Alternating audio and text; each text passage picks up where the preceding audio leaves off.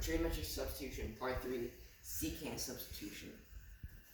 So in the last two videos, we went over trig sub and we did sine and tangent. Now we're on the final substitution, secant substitution. Okay. So let's say you have so secant substitution is the square root of x squared minus a squared. And then if you evaluate that, you'll get a secant theta. Okay? So similar to tangent and sine. Okay, so now let's do our integral. So let's say we have the integral of dx divided by the square root of x squared minus a squared. Okay, so we see this follows the secant substitution rule of x squared minus a squared. So we know x, we can substitute in for a tangent or a secant theta. But we still need to take the, so now we take the derivative of a secant theta, which will be a secant theta tangent theta d theta.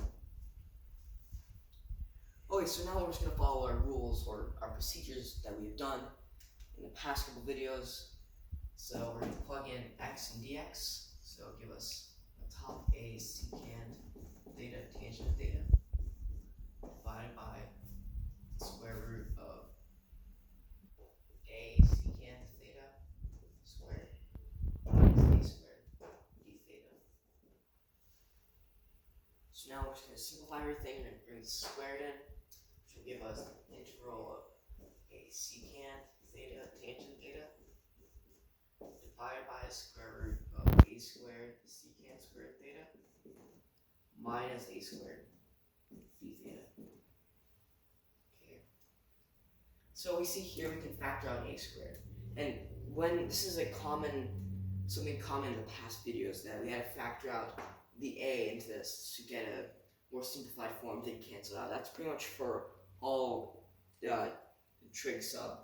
That's the point of it, is to take the find the integral of a integral that has a square root with a quadratic inside of it.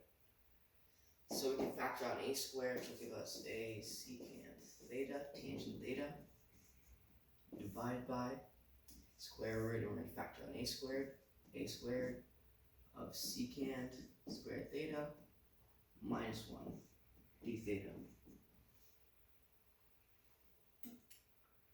So secant squared theta minus 1, that is tangent theta. And then it'll give us square root of a squared times tangent squared theta. We take the square root of that, which will give us a tangent theta.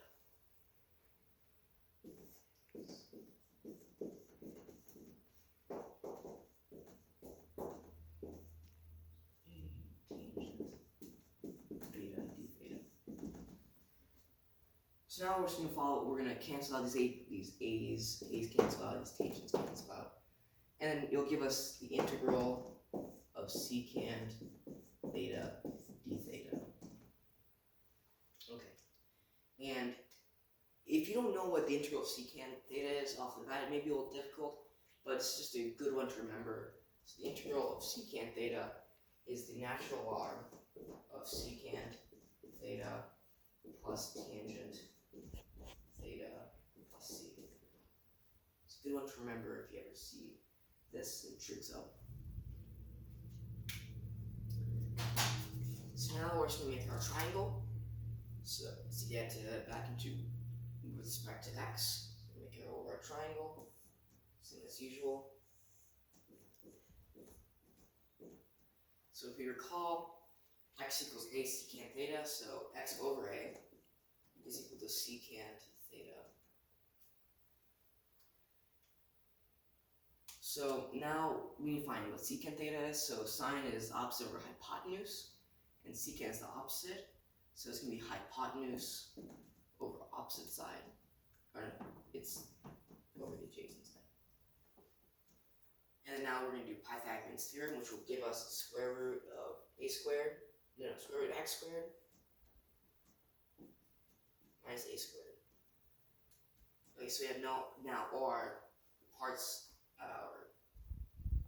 integral, so now we can continue on with the equation, or with the integral. So tangent theta, well, that's just square root of x squared minus a squared divided by a. This is the adjacent or opposite. So final integral, if we substitute secant tangent, will give us the natural log of x divided by a. Just erase this. Gives the natural log of x divided by a plus square root of x squared minus a squared divided by a plus c. And there you go. That will be the final integral for this example. And as it is much shorter than the other ones, we already had 2 videos going over this, so you guys should have the hang of it by now. Hope this helped you. Have a great day.